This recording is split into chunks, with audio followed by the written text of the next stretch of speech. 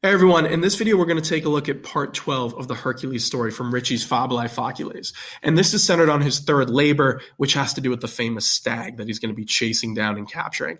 So this is the third labor in a row where he's been fighting a beast or some mythical animal, something like that. He had the lion, then the hydra, now he has the stag, and they all represent different versions of his strength and sort of his physical prowess. So we're going to see in this one, the stag is really going to test his physical endurance and ability. But again, he'll overcome it, and you'll see how this kind of develops with King Eurystheus and their relationship as well. So before you dive in, like I always tell you, you want to read this story aloud. If you can find a partner from class who can read it back to you, that would be ideal. This way you're working on your speaking, your pronunciation, and also your listening. But at the end of the day, you want to make sure that you're giving it at least one read through where you're not stopping to translate every word. Try to read it all at once, let it wash over you and see what you understand, right? That's one of the best ways to learn the Latin, to approach it as a story, which is what it's meant to be. And always include the vocab as well, right? So if you can make a list of the vocab, that would be huge. It's very hard to read and understand the story if you don't know what the words mean. So that would be a really good thing to do as well. And something I recommend in class that you might want to try for this too, if you haven't developed this strategy already, is what we call the read and reread strategy. So read through it once, you mark down any vocab words you don't know, any grammar you're not sure of, or any sentences you're having problems with. Then at the end, you go back and you look up all those vocab words and you try to figure out what is this grammar, fill in all those gaps and then read it again. And hopefully if you do that enough times, the second time or third time, whatever it is you need to do, it'll make a lot more sense and you'll be able to read it a lot more smoothly. So once you're in a good place to do that and you're ready to start translating, you should dive in. So this is what it starts with. You have postquam Eurystheo caides hydrae nuntiata est, magnus timor animum eos occupavit. So after, right, postquam, meaning after Hercules, killed the Hydra. So after the caides hydrae, so the slaughter or death of the Hydra was announced, nuntiata est is your perfect passive verb. So was announced to Eurystheus. There's your data, right? So after he heard about it, basically, a magnus timor, a great fear, occupied, right? Occupavit is perfect tense, occupied his mind, animum eos, meaning he's nervous, right? Because now this is the second time he sent Hercules to kill a supposedly invincible beast or monster, and it hasn't stopped Herc at all, right? He's gone right through it. So the Hydra he was really hoping would kill Hercules, and it just didn't. So then we continue, and you have Usit igitor Herculem cervum quendam ad se referre noluit enim virum tantae audaciae in urbe retinere. So he ordered, therefore, Usit again is perfect tense. So he ordered Hercules, and when you have that verb ordering, you're usually ordering someone to do something. So you're looking for an infinitive, and it's at the end of this first line, referre. So he ordered Hercules to bring back, ad se, to him, right, to himself, meaning to Eurystheus, a cervum quendam, a certain stag, right, like a deer, stag, however you want to do it, right? Then you have noluit, right? He didn't want, however, the man, a man of such great or such boldness, tantai audaciae, right? There's your genitive. It's referring to Hercules. So it's saying he ordered him to bring back the stag because he didn't want a man of such boldness to return into the city, in urbe retinere, right? Or to remain in the city, you might say. And remain is probably the better translation. They're not return. So he's saying he doesn't want Hercules to stay here because if you have this man who just killed the lion, the famous Nemean lion, and now just killed the Hydra, why would you want such a dangerous, and bold man, as we say here, in your city? He's trying to get rid of Herc. So a lot of these labors are to get Hercules away, and hopefully he'll die and never come back. That's what Eurystheus is always kind of hoping for. So then you continue on. You have hic autem cervus, cuius cornua aurea fuisse traduntor, incredibili, there we go, fuit celeritate. So it's talking about this stag. So you have, however, this stag, and there's a description of it, and it says whose horns, right, cuius cornua, were said. So traduntor here is passive, and it really means like, it was reported, you might say, or it was passed on. Is kind of what's going on. So it's saying whose horns are reported, fuisse, to be or to have been. Fuisse is the perfect form, the perfect infinitive of sum, esse, right? So you wouldn't say to be, but to have been probably works. So it was, the horns were reported to have been aurea, golden, right? So the story of this stag is that it has golden horns, okay? And not only that, but fuit celeritate incredibili. So it's saying it also was with this incredible speed. It's this ablative of quality. You're describing the stag. So you could almost say it was of, incredible swiftness or speed. So the idea here is that he's supposed to chase down a stag, a deer.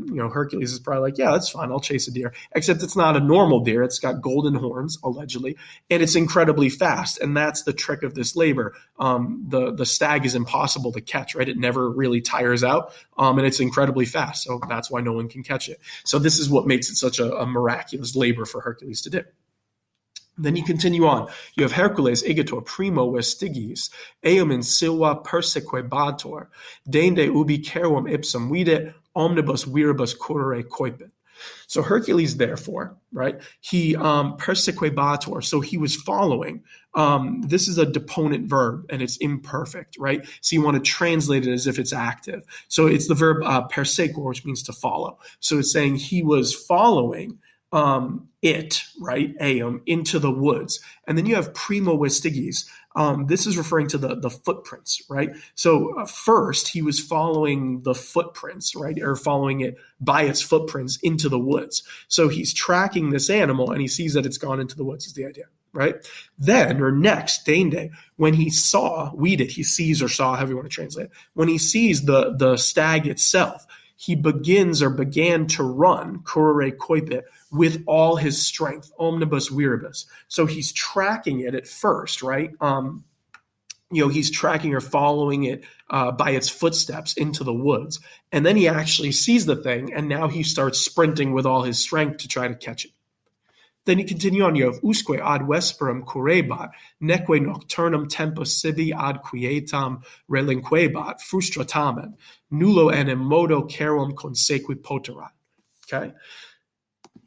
So it says he was running, curebat, meaning Hercules was running, usque, right up to vesperam, to, darkness, you could say, the evening. So he finds the stag and he chases it all the way up to the night. Okay.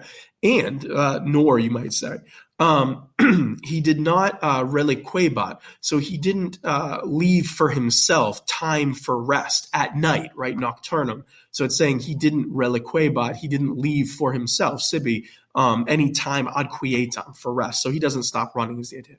Then you have frustratamen, however, in vain, meaning it was in vain. All he's doing is for nothing. Right? Because you have nullo modo, right? In no way was he able, poterat, consequi, to catch up to the stag, right? Or to overtake, you might say, the stag. There's your deponent infinitive, consequi. It's going with poterat. So he was, in no way was he able to catch up to the carum, the stag. So this is impossible. He keeps running. He's not even resting. He's chasing it over and over again. He just can't, just can't catch the thing. Then you have tandem postquam, totemanum cucurat, there we go, stumbled over that one, cucurat ita traditor, carum cursu ex animatum capit, et vivum ad eurystheum retulit. Okay, so finally, or at last, after he had run, cucurat, there's a second time I've tripped over that verb, right? But it's pluperfect tense. So he had run totem annum for an entire year, right? Here's your length of time. Your accusative is saying how long he did it, your duration of time. He chases this thing for a full year. Then you have in parentheses, ita traditor, as it is said, right? Or as it is passed down or reported, you might say.